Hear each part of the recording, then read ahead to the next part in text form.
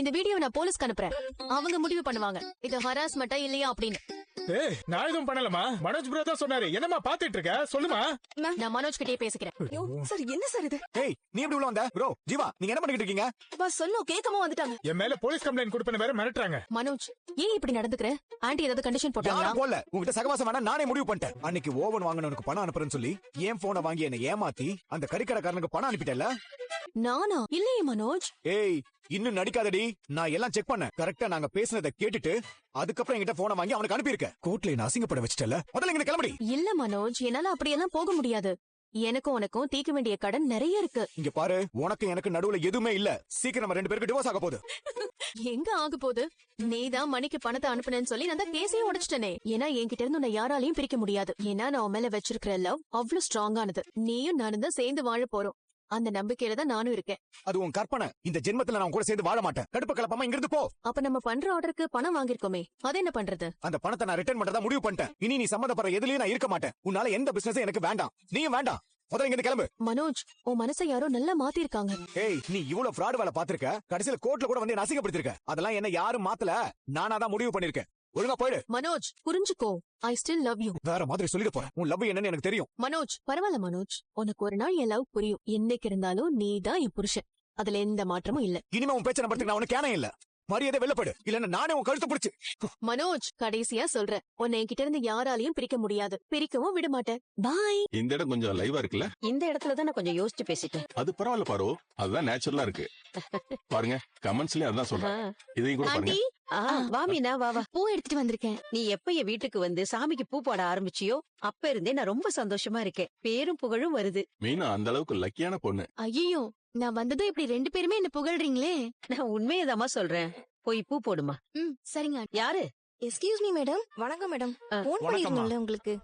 Women's மேகசின்ல இருந்து தானே? உள்ள வாங்க வாங்க வாங்க. Thank you madam. சிவ், நான் சொல்லியிருந்தேன்ல போன் பண்ணாங்கன்னு. ஓ, அது இவங்க தான். வாங்க, வணக்கம் வாங்க, சார். உள்ள வாங்க. வாங்க வாங்க உட்காருங்க. உட்காருங்க. Thank you madam. குழந்தைங்க விரும்புற மாதிரி நிறைய கதைகள் சொல்றீங்க.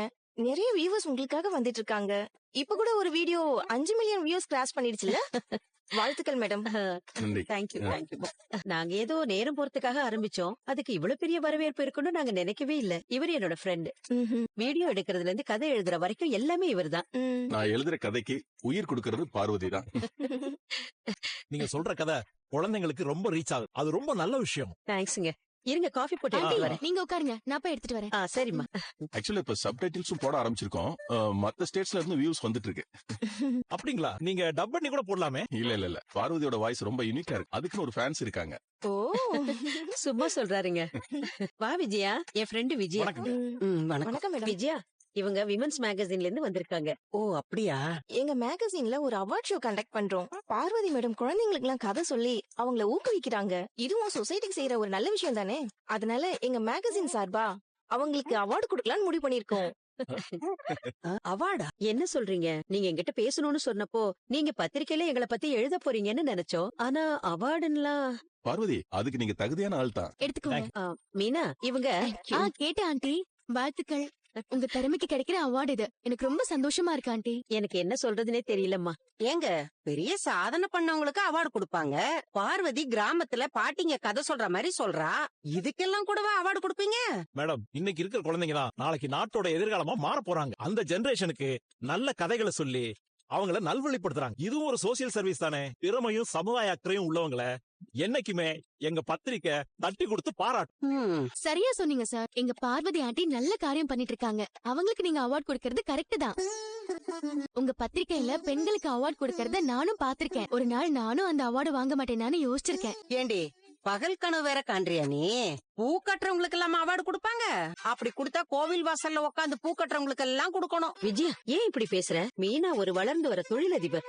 டெக்கரேஷன் பண்றா, பூக்கடை வச்சிருக்கா. அவ பெரிய அளவுல சாதிப்பா. கண்டிப்பா அவளும் பெரிய பெரிய அவார்டு எல்லாம் வாங்கத்தான் போறா. மேடம், என்ன தொழில் செய்யறாங்கன்றது முக்கியம் இல்ல. நேர்மையான வழியில முன்னேறினாங்கன்னா அதுவே பெரிய சாதனை தான். மேடம், சமீபத்துல கூட தூய்மை பணியாளர் ஒருத்தர் தொலைஞ்சு கொண்ட நகைய கொண்டு வந்து கொடுத்தாங்க. அந்த மாதிரி செயல் கூட விருது கொடுக்கப்பட வேண்டிய ஒண்ணுதான். சமுதாயத்துல நல்லது பண்ற எல்லாருமே பாராட்டுக்கும் விருதுக்கும் தகுதியானவங்க தான். கேட்டுக்கிட்டியா விஜயா? நீ வேணா பாரு, மீனா ஒரு நாள் பெரிய மேடையில அவார்டு வாங்குவா. ஓகே மேடம், நாங்க கிளம்புறோம். அவார்ட் ஷோ கோயம்புத்தூர்ல நடக்கும். டேட் டைம்லாம் உங்களுக்கு நாங்க அப்புறம் இன்ஃபார்ம் பண்றோம். சரிங்க. நாங்க வரோம் மேடம். வாங்க வரோம் சார். வாங்க சரி. வாங்க வரேன் சார். வரோங்க. பார்வதி ஆ? நான் போய் ஷூட்டுக்கு ரெடி பண்ணேன் ஓகே ஷிவ். ஏ பார்வதி இவளை பத்தி எல்லாம் புகழ்ந்து பேசுற என்ன பத்தி ஏதாவது சொன்னியா நீ? என்ன சொல்லணும்? எனக்கு வரதம் யோகா எல்லாம் தெரியும்ல. சொல்ல போனா நான் கிளாஸ் எடுக்கிறத பார்த்து தானே உனக்கே ஏதாவது செய்யணும்னு தோணுச்சு. இதெல்லாம் அடுத்த தடவை அவங்க வரும்போது சொல்லு. நன்றி மறக்காம இரு. நான் நன்றி எல்லாம் மறக்கறவ இல்ல. ஆனா எதுக்கு இதையெல்லாம் அவங்க கிட்ட சொல்லணும்? எனக்கும் அவார்டு கொடுப்பாங்கல்ல. ஓ, நீ அப்படி வர. ம். சரிங்க ஆண்டி, நான் கிளம்புறேன். ஏய் இதெல்லாம் வீட்ல எல்லார்கிட்டயும் சொல்லிட்டு இருக்காத, புரியுதா? என்ன மீனா எப்படி போகுது? நான் விட்டு கொடுத்த உன்னோட புது பூக்கடை. நீங்க பார்த்து பயந்து ஒதுங்கின கடை ரொம்ப நல்லாவே போகுது. மாஸ்டர் ஆ வாங்க சிந்தாமணி. முக்கியமான விஷயம் பேச போறீங்களா? உனக்கு எப்படி தெரியும்? அதுக்கு தானே இவங்கள வர சொல்லியிருப்பேன். நீங்க பேச போறதுல எனக்கு எதுலயுமே உடன்பாடு கிடையாது. நீங்க பேசிட்டு இருங்க. சிவ் கதை எழுதியிருப்பாரு, நான் போய் பாத்துட்டு வரேன். ம், திமிரு பாத்தியா? இதுங்களை எதுவும் பண்ண முடியல. என் வீட்டு பிரச்சனையை என்னால சரி பண்ண முடிய மாட்டேங்குது. என்ன விஷயம் மாஸ்டர்? எல்லாம் என் பையனை பத்தி தான். அந்த ரோகிணிய ஒரேடியா என் பையன் வாழ்க்கையை விட்டு விரட்டணும். அதுக்கு கொஞ்சம் பணம் தேவைப்படுது. பணம்? ஆமா, அவளாலதான் என் பையன் சில கடன் எல்லாம் வாங்கியிருக்கான். அந்த ஆர்டர் வேற வந்துச்சு. அத காரணமா வச்சு கடைக்கு வேற அவ அடிக்கடி வந்துட்டு போறா. முதல்ல அவ மூலமா வாங்கின கடனை கட்டி ஒழிக்கணும். அதுக்கு எனக்கு பணம் தேவைப்படுது. நீங்க கடனா கொடுத்தீங்கன்னா எங்களுக்கு உதவியா இருக்கும். இல்ல மாஸ்டர், இப்பதான் கொஞ்சம் டெக்கரேஷனுக்கு எல்லாம் நிறைய செலவாயிடுச்சு. ஆனா நீங்க கவலைப்படாதீங்க, அந்த பைனான்சியர் என்கிட்ட பேசிட்டாரு. மனோஜ் கடன் வாங்கினானே அவரா? ஆமாம், அவர் உங்க வீட்டு கடனை பேங்க்ல அடைச்சிட்டாரு. அது போக மனோஜுக்கும் கடன் கொடுத்திருக்காரு. அவர்கிட்டயே நம்ம மேல பணம் கேட்கலாம் மாஸ்டர். ஆனா என்ன, வீட்டு பத்திரம் இன்னும் உங்க கையில தான் இருக்கு. அது அவர்கிட்ட கொடுக்கணும் இல்ல மாஸ்டர்? ஆமா, பணம் எவ்வளவு வேணாலும் வாங்கிக்கலாம் மாஸ்டர். ஆனா பத்திரத்தை நம்ம கொடுத்துதானே மாஸ்டர் ஆகணும். கொடுக்க கூடாதெல்லாம் இல்ல சிந்தாமணி. பத்திரத்தை வைக்கணும்னா என் வீட்டுக்கார கையெழுத்து போடணும். என் அப்பா அப்படி ஒரு சிக்கலை வச்சுட்டு போயிட்டாரு. அததான் நான் யோசிக்கிறேன். இதுல யோசிக்க என்ன இருக்கு? அன்னைக்குதான் மனோஜே அப்பா கையெழுத்து போடுறேன்னு சொல்லிட்டாரு. அப்படி கையெழுத்து போடுறது தப்பு இல்லையா?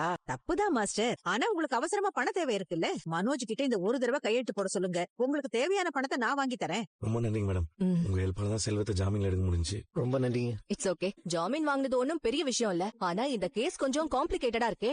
என்ன மேடம் சொல்றீங்க? இவரு இடிச்சவங்களுக்கு அடிபட்டு இருந்தா கூட பரவாயில்ல, உயிரே போயிருக்கே. மேடம், அவங்க போன் பேசிட்டே ரோட கிராஸ் பண்ணாங்க மேடம். நானும் வண்டி நிறுத்துறதுக்கு முயற்சி பண்ணேன். ஆனா கண்ணை மூடி திறக்கிறதுக்குள்ள எல்லாமே நடந்து முடிஞ்சிச்சு மேடம். புரியுது. ஆனா எப்படியும் ஒரு உயிர் போயிருக்கே. அவங்க சைடு லாயரும் ஸ்பீட் லிமிட் அதிகம். ஆல்ரெடி உங்களுக்குள்ள இருக்கிற ப்ராப்ளம்ஸ் எல்லாம் பாயிண்டா வைப்பாங்களே. இந்த கேஸ் இன்னும் சிக்கலாயிடுமே. அவங்க கேஸ வேற மாதிரி கூட மாத்திடுவாங்க. வேற மாதிரினா எப்படி மேடம்? கொலை கேஸா கூட மாத்த ட்ரை பண்ணுவாங்க. செல்வம் செல்வம் செல்வம் செல்வம் இரா இரா மேடம், நீங்களும் இப்படி பயமுறுத்துறேன் எப்படி மேடம்? இல்லப்பா, இதுக்கெல்லாம் சான்ஸ் இருக்குன்னு தான் நான் சொல்றேன். நீங்க சொல்ற மாதிரி அருண் என் மேல இருக்கிற கோவத்துல கண்டிப்பா செல்வத்தை விட மாட்டாரு. ரொம்ப ஃபோர்ஸ் இருப்பாப்ல. இதுக்கு வேற வழி இல்லையா மேடம்?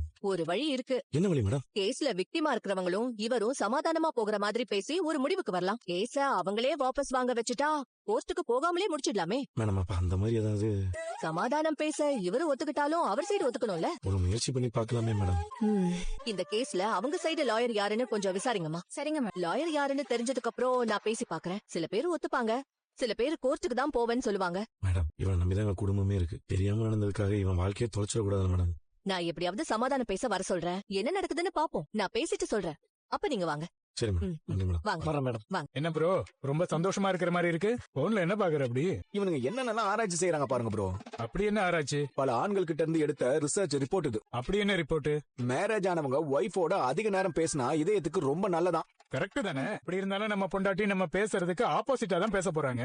அப்ப ஓடாமலே நமக்கு மூச்சு வாங்கும், டென்ஷன்ல வேர்த்து கொட்டும், கலோரிஸ் குறையும். அப்ப இதே நமக்கு ஸ்ட்ராங் ஆயிடும். முதல்ல நான் சொல்ல வரத கேளுங்க முழுசா. சரி சொல்லு. மனைவியோட பேசுறதுனால ஆண்களுக்கு மன உளைச்சல் குறையுதான். ஆமாம் ப்ரோ, நான் கூட அப்படிதான். என் பொண்டாட்டி கிட்ட பேசுறப்ப மன உளைச்சல் குறைஞ்சிரும். அது எப்படின்னா, அவங்க எது பேசினாலும் நம்ம எதுவும் பேசக்கூடாது. அவங்க சொல்றத அப்படியே கேட்டுக்கிட்டு அப்படியா ஓகே ஓகேன்னு கேட்டுக்கிட்டோம்னா மன உளைச்சலே இருக்காது. யோ யோவா, நான் சொல்றது முழுசா கேளியா? ம், ம், ம். மனைவியோடு பேசினால் ஹார்ட் நல்லா இருக்கும், ம். மன உளைச்சல் குறையும்.